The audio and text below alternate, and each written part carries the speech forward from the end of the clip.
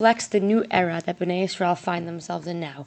So we spoke about the countdown since Bnei Israel left Yetziat Mitzrayim and the connection between Yetziat Mitzrayim and building the Beit HaMikdash. We spoke about the new month's names.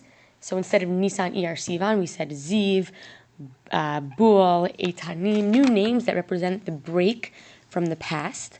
We said how the kruvim, the floor, and the windows all represent that Bnei Israel are now looking outwards towards the world instead of only focusing on themselves growing as a nation. Now, in the end of Perek Vav, after the Navi finishes talking about the details of the Beit HaMikdash, or in the middle of it actually, we hear that it took 7 years for Shlomo to build the Beit HaMikdash. And then, as we begin Perek Zayin, the Navi subtly shifts to a new topic of Shlomo building his own house.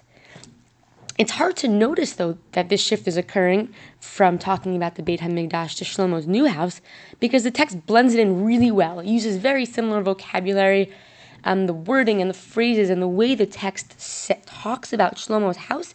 You might even think it was still talking about the Beit HaMikdash, because the text doesn't really seem to break them apart. It all blends in really well. So you have the discussion on the Beit HaMikdash, and then it almost seems to be the same thing, this discussion of Shlomo's palace, Shlomo building his own royal compound, his own house.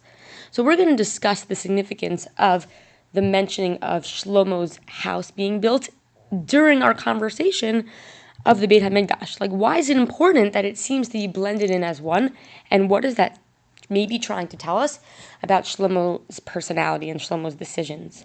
So again, if you look closely and carefully, you're going to notice that the Navi is shifting topics, but you can only notice that the Navi is shifting topics if you're looking closely and carefully. So if we look at the end of Perek Vav, again, in Melachim Aleph, Perek Vav, Pasuk Lamed Zayin, it says, Bashana Harvi'it, Yusad Beit Hashem B'Yarach Ziv.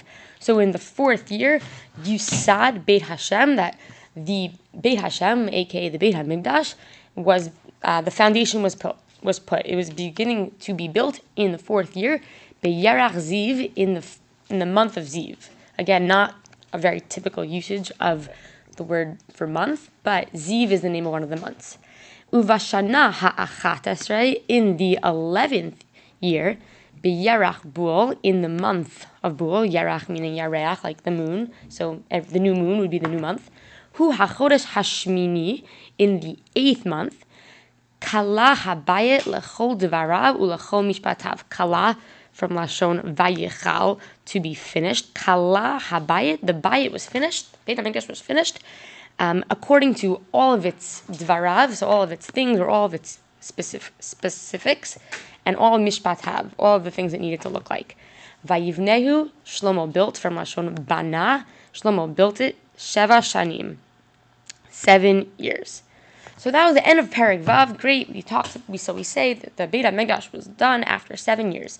Now moving on to Perek Zayin, again, notice how the topic is going to shift from the Beit HaMikdash to Shlomo's royal palace. So Perek Zayin Pasuk Aleph, V'et Beito, and his house, Habayit Shalo, Bana Shlomo Shlosh Esrei Shana. How much is Shlosh Esrei Shana? 13 years. So after 13 years, Vayichal, like the same word over here, Kala, he finished his whole house after 13 years. So far we see that there's actually a difference, a very big difference, in the amount of time it took Shlomo to build his own house, 13 years, and the amount of time it took to build the Beit HaMikdash, 7 years. And we're going to analyze this and see if this comes to teach us anything. We're going to look at 2 different sides of it, 2 different ways to look at it. Meaning it could be a good thing that Shlomo took longer to build his own house, or maybe not such a good thing. So the same way we used to analyze Shlomo's marriage of Bat Paro, Shlomo's building his own house, the Beit HaMikdash, we're going to fit this topic into that discussion.